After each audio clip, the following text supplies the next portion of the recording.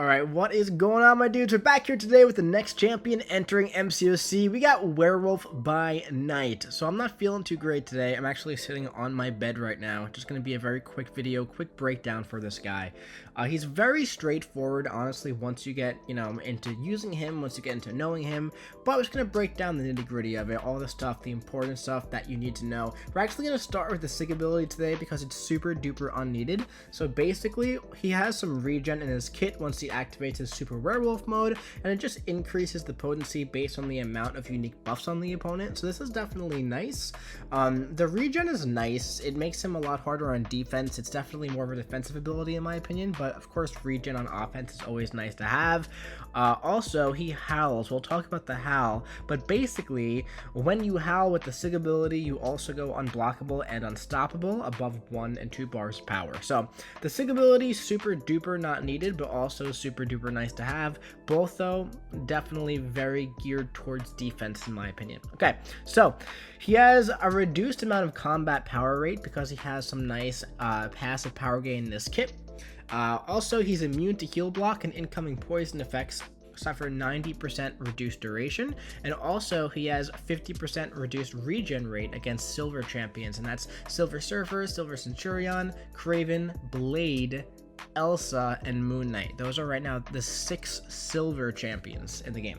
So his medium 1 and light 4, so his 4th light attack and 1st medium attack are going to inflict a rupture debuff on the opponent, and these are pretty chunky ruptures, and they get more chunky as the fight goes on. So a lot of rupture damage in his kit. Then we have the Chilling Howl with a nice purple text here. I like that, actually. That's nice. Okay, so as a defender, Werewolf by Night has a 60% chance to attempt a howl after dodging back or using a heavy or special attack. And as an attacker, okay, you do this manually, of course. So you dodge back or use a heavy or special, and then you stand still for 1.7 seconds. Now, you don't have to stand still for that long. You can parry, you can dash back, you can dash in, you can do anything you want to do. You can use a special. You just have to activate the howl, and then you get the benefits. That's essentially what you need to do there. But on defense, it's going to last that long, and if it's interrupted, well, you gain a power gain passive during this, but if you attack them or if they attack you, the power gain passive is going to go away, okay, if you're struck while howling. So every time you howl, you gain a lycanthropy charge, okay? You also gain one of those things when you cross a bar of power. However, if there's a rupture on the opponent, which there always should be, you're going to gain 2 lycanthropy charges, so you essentially have to howl 3 times before you win the fight, okay? Because when you get to 10, you activate the Curse of Lycanthropy, and real quick, on nights where the moon is full, you start with 3 lycanthropy charges, a little Easter egg in there. That's always fun. So, it would have been cool if that actually wasn't in the abilities, in my opinion, if it was just a super duper Easter egg, but still cool. So, reaching 10 charges activates the Curse for 10 seconds. It's paused during basic attacks, during strikers, special attacks, right, and while the opponent is outside of striking distance and has at least 2 unique buffs. Okay, so he's great versus Cosmics and all the buffs. It helps you stay wrapped pretty much when you're attacking or not attacking.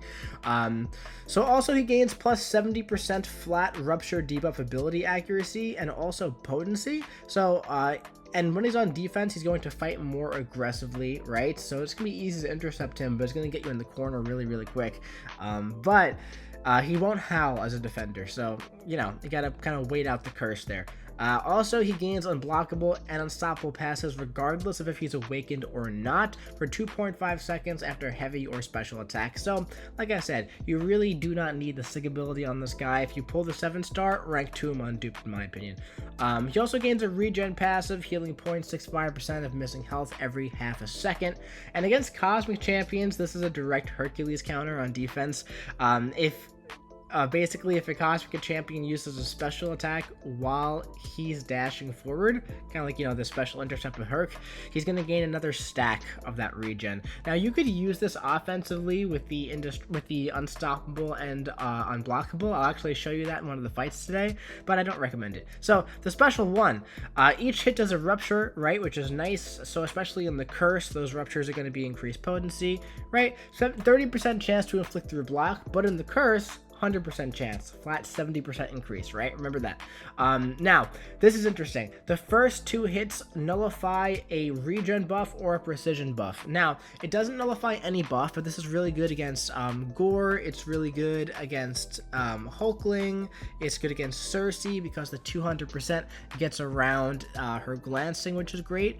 And also, like, Hercules precision as well, but I guess you have to get hit by the special one in order for the precision to be there, so but there are always champions with precision and stuff like that. He's not much of a utility powerhouse, really. I mean, the incoming poison reduction is nice, heal block immunity is nice, but he's just more of like a damage guy and a really big defender guy, so he's a nice two-way, but he's not a super duper utility champ in my opinion. So the special 2, this is the bread and butter here. Lots and lots of damage here. Each hit does a nice, you know, rupture, but also when you're in the curse, the last 3 hits that make contact deal an additional burst. That says 965, but I mean, it's based on modified attack, and like you gain attack, and like your ruptures do more damage, and also you have, like, you know, your masteries, and if you run boosts or suicide mastery, stuff like that. So it's a lot more than just 965. Plus, it's 965 for each buff on the opponent and lycanthropy charge, so you're always going to have 10 of those. And there's always going to be buffs on the opponent. Preferably we're going to be using him, so it's always going to be more than 965. So it seems a little deceiving there, but it's a lot of burst damage with the special 2. So the special 3 inflicts a stun debuff for 1.5 seconds, and also you gain 10 lycanthropy charges, and if the curse was already active, you inflict a rupture passive, dealing a nice bit of damage over 25 seconds. I never ever really go for the special 3, but it looks really cool, I will say that, but I do stick to the special 2. So yeah, we're just gonna look at a couple of fights today. We're gonna do a shorter fight and a longer fight, and that's pretty much all we're gonna do today. We're gonna go over just, you know, the HEYOO mechanic, how it works, all that fun stuff. So let's jump into it. So we have this Drax on the little testing map here. It's about 230,000 health. This is about a battleground size health pool. So as you're going to see, we're going to medium attack. It goes through the block for the rupture, and we're going to howl. So we interrupted the howl right away with a parry. No big deal there, right? Like I said, you don't have to idle for the full 1.7 seconds. You really don't have to do that. So at this point, I'm just pushing him back into the corner, timing my heavy attack to knock him back so I can howl right there, evade his special 1. And as you can see, right, we're just about ramped up, and Drax is down to like about half health already. So the ruptures are definitely putting in work, right? And now we're going to dash back. Boom. I actually missed the first part of the heavy attack there, or the special 2, but it doesn't even matter because he's going to be dead regardless here.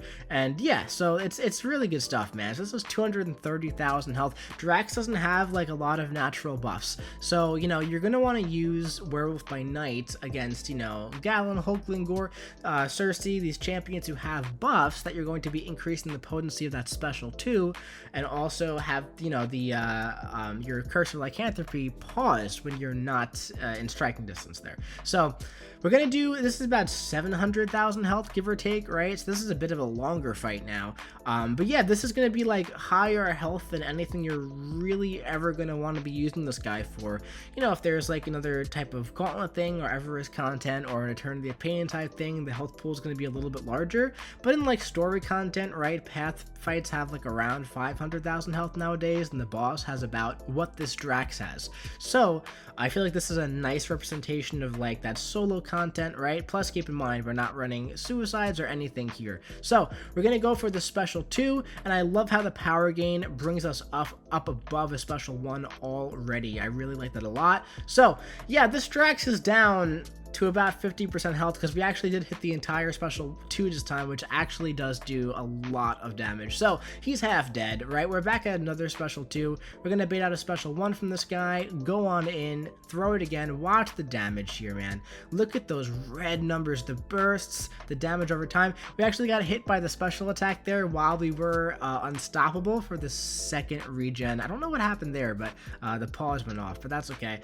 But as you can see, the regen keeps you topped up kind of nice. You know, I believe it heals you 0.65% of your missing health every half a second or something like that. So it's more potent when you're at, you know, a lower amount of health. But yeah, that's Werewolf, man. He really doesn't have much additional like super utility. He doesn't like really nullify much, doesn't have the Fate Seal, doesn't have the Neutralize that you expect from Mystic champions nowadays. He's really like a nice two-way champion that is really going to be solid on defense in my opinion, but also can get in there there and just like rip you to shreds with that special too. So he's got a lot of nice damage, which is quick and bursty, which is right where you're going to want to have it.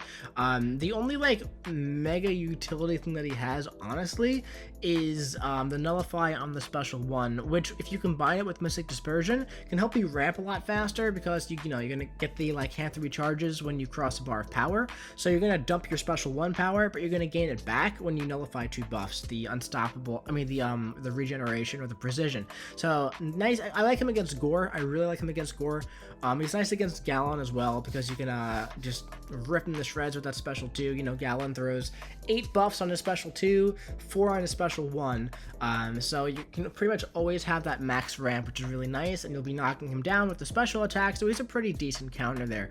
But that's really going to be it for Werewolf today, guys. Quick and easy video. Like I said, I'm not feeling too great, so I wouldn't want to make a whole big video, but I did want to get something out for you guys.